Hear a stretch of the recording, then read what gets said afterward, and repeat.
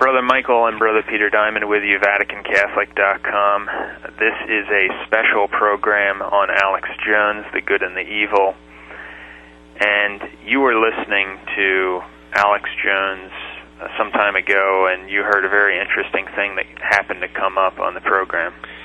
Yes, I'm about to play a shocking, amazing clip in which Alex Jones, who actually claims to be Christian, says he's a mainline fake Christian. Until recently, I almost never listened to the Alex Jones Show or any part of it. Somewhat recently, however, I began to listen to parts of his show on occasion as part of recreation. I believe it was providential that I came across this clip that I'm going to play now. This has not been brought out before by anyone as far as we know. And you were just an anthropologist, sociologist, looking at what the elites really believed. They're a bunch of bloodthirsty killers that want to kill everybody for Gaia. Earth First Battalion and the Pentagon, all of this. And so when Steve talks about all this from his Christian perspective, and I'm a Christian as well, not a mainline fake Christian, regardless, the real data shows that. And so we have to look at this when they're saying swine flu virus may cause global pandemic. And so that's the clip in which he says that he's a, quote, mainline fake Christian. And some people might say that he made a speaking error, which everyone makes, and it's true that everyone makes speaking mistakes. But we believe that this was God's way of having Alex unwittingly, in other words, without realizing it, declare what he really is, which is, sadly, a mainline fake Christian. And recently he had this person on to promote his new film called A Lamp in the Dark, which Alex Jones' YouTube channel describes as a, quote, bold expose of Roman Catholicism as the bloodthirsty religious harlot of Revelation 17. And so when we both watched this film, and I knew it was going to be bad and anti-Catholic, but I didn't imagine how bad it really turned out to be. It's just absolutely incredible how evil this film is. It's probably the most anti-Catholic video or DVD that has ever been produced in history. And before we get into some more of his problems and these issues that we're talking about, do you think we should point out that we do like a lot of what Alex Jones has to say on secular news issues, and it was disappointing for us to have to do this because obviously he's a Protestant, and so of course we'd never endorse his heretical religious views and never did, and that's understood by people who are familiar with us. But he's doing a lot to expose the New World Order. He's pointing out a lot of truth that's quite critical to know in terms of what's going on in the secular arena, the evil that's occurring. And so it's a shame that you have to denounce him in this way, but it becomes necessary, especially with his incredible attack on the faith that he just recently promoted. Now, he would say that he's not trying to attack Catholics. He said, I think, that he's just trying to get everybody to think. But when you watch the film from virtually beginning to end is nothing but an onslaught on the Catholic religion itself. We're not talking about attacks on individual Protestants or Catholics that he is promoting by having this guy on. His film is an attack, a vicious attack, on the Catholic religion itself. And so that's a difference between just attacking Pat Robertson or some other guy. He's attacking the Catholic religion itself. So he can say he's not trying to attack Catholics and this and that, but that's what the whole film is about. In fact, there's so many lies in the film, it's just incredible. Just briefly, a few things, and this is really a response, and when he promoted this viciously anti-Catholic film, that was sort of like the straw that broke the camel's back. That's where it was really time for him to be exposed for the false prophet that he unfortunately is because of his promotion of this garbage. And before maybe we get into more of the particulars of this anti-Catholic film and some other things that he said, I think that's one of the most important points about Alex Jones is the fact that he is a false prophet. And the main reason he's a false prophet is because he presents the battle as if it's basically a fight for freedoms, a fight for your lives, a fight for your rights on earth. Yeah, as opposed to what Jesus taught, which is, what does it profit a man to gain the whole world and suffer the loss of his soul? Matthew 16:26.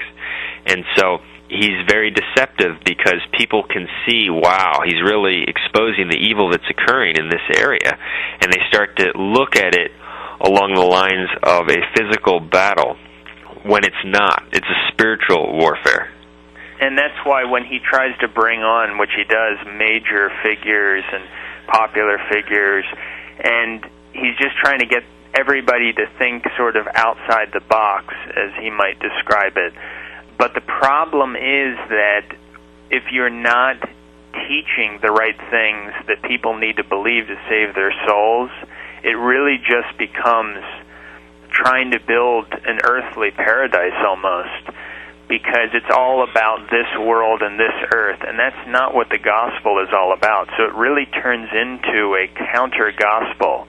It is a false gospel, absolutely. It is a false gospel. And we're not saying, and see, some people could twist this into, well, you're advocating not resisting the evil that's occurring in the secular arena, not exposing, not at all. People should resist it. People should fight it. People should try to expose it. However, to give the impression that this is the main battle line is deceptive, and so that the people who really actually get into this too much, they start to go out almost preaching, the gospel of fighting the New World Order. And what's interesting is in the process of basically constructing his operation, which opposes the New World Order, he's compromised even the, quote, religious beliefs he claims to hold to make himself bigger and bigger and bigger.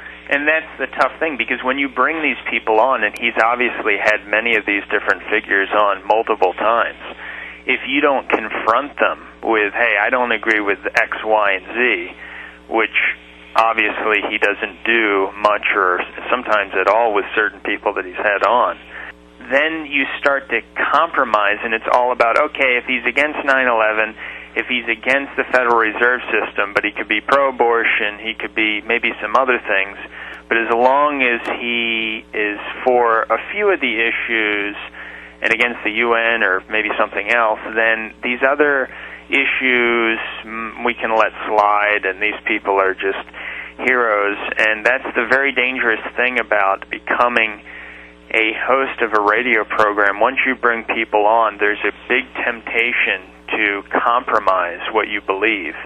And obviously, if he does hold certain things strongly, which I'd have to say I don't believe he does, he's compromising those things by praising people who don't hold the same positions that he might otherwise claim to hold himself. And of course, we're not implying that the big thing is that you just can't compromise what you believe in. That would be relativism and pure apostasy. What we mean is that even his beliefs on conspiratorial issues, he compromises in order to make himself bigger. For example, he pegs someone like Ron Paul as a hero and as, quote, 100% pure, even though Ron Paul rejected 9/11 truth. Yeah, he said, when he was on with Glenn Beck, he said it was something like, it's craziness to believe that it was an inside job. And so Ron Paul does not accept 9/11 truth, at least he doesn't say so publicly. And yet Alex Jones calls him 100% pure, presents him as a hero when he's on his show, because that makes Alex Jones bigger. They have a good relationship. Ron Paul's really out there, so it helps Alex Jones that Ron Paul is built up. And it's so hypocritical because he will condemn others who don't stand for 9/11 truth as basically frauds and sometimes agents, such as like Glenn Beck. Yet Ron Paul is 100% pure, even though he rejects 9/11 truth. Yeah, so that definitely doesn't make any sense. And obviously he's had other guests on his program that obviously are problematic if you claim to be a Christian and you claim to hold that certain things are taught in the Bible and should be held in God's way, such as, for example, Jesse Ventura, who obviously Alex has had on many times recently. Jesse Ventura is pro-abortion, is pro-gay. I'm going to get the other information here.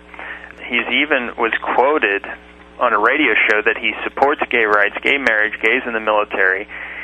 He was even quoted as saying, quote, organized religion is a sham and a crutch for weak-minded people who need strength in numbers, end quote.